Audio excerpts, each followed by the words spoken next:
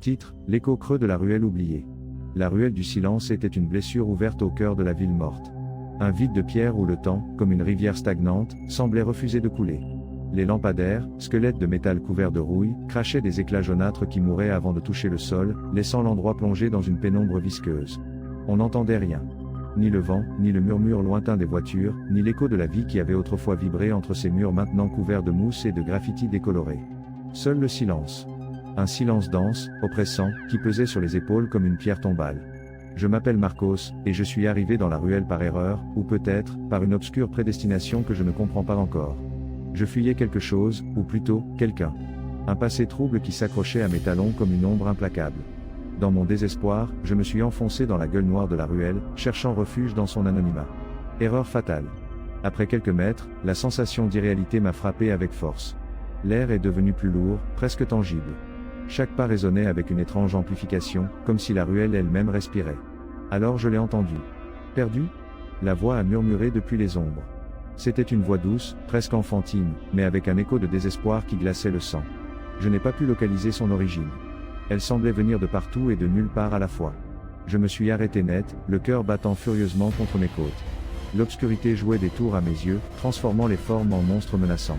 J'ai avalé ma salive avec difficulté et j'ai répondu, la voix tremblante, qui est là ? Le silence est retombé, plus dense et menaçant qu'avant. J'ai pensé que j'avais imaginé la voix, produit de ma paranoïa et de ma fatigue.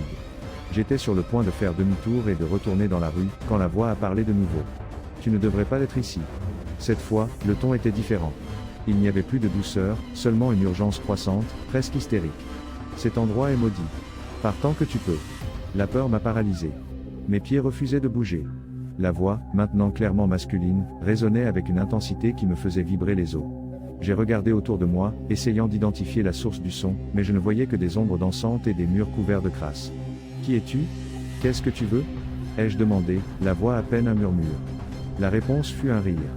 Un rire sec, guttural, qui semblait provenir des entrailles de la terre. Je veux que tu partes. Que tu laisses cet endroit en paix. Tu ne comprends pas le danger que tu cours. J'ai senti un frisson parcourir mon épine dorsale. Le rire s'est éteint, laissant derrière lui un silence sépulcral.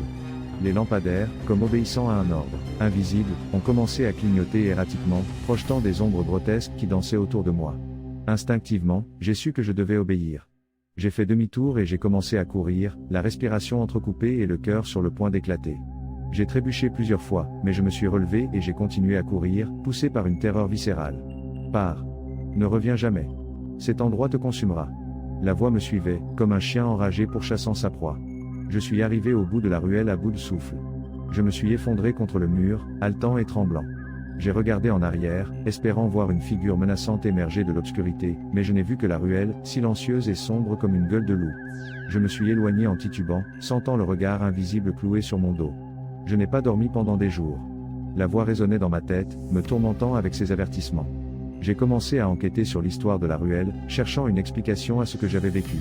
J'ai découvert que la ruelle du silence avait été le théâtre de tragédies innombrables. Meurtres, suicides, disparitions inexplicables.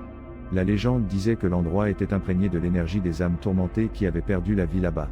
On disait qu'une entité sombre, alimentée par la souffrance, habitait la ruelle, piégeant ceux qui étaient assez malchanceux pour s'aventurer sur son territoire. Mais le plus perturbant fut la découverte d'un meurtre en particulier. Il y a de nombreuses années, un petit garçon avait été brutalement assassiné dans la ruelle. Son corps n'a jamais été retrouvé. Certains disaient que son esprit errait encore dans l'endroit, piégé dans un cycle éternel de douleur et de désespoir. La voix que j'ai entendue. La voix enfantine qui m'avait averti. Pourrait-ce être celle de l'enfant perdu ? J'ai décidé de retourner dans la ruelle. Je ne savais pas pourquoi, mais je sentais que je devais le faire. Peut-être pour offrir à l'enfant la paix qu'il désirait tant. Ou peut-être, simplement, pour affronter mes propres peurs. Cette fois, j'étais préparé.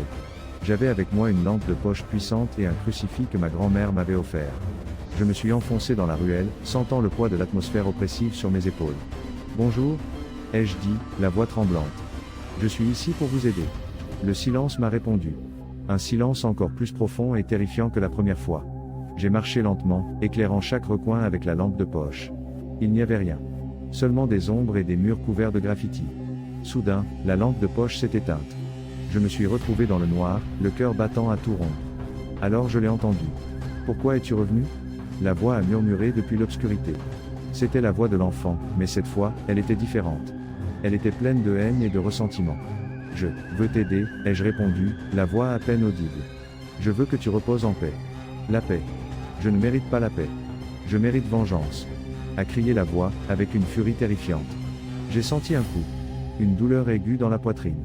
J'ai regardé en bas et j'ai vu une ombre sombre s'élever devant moi, et une main osseuse serrant un couteau ensanglanté. Je suis tombé au sol, sentant la vie s'échapper de mon corps.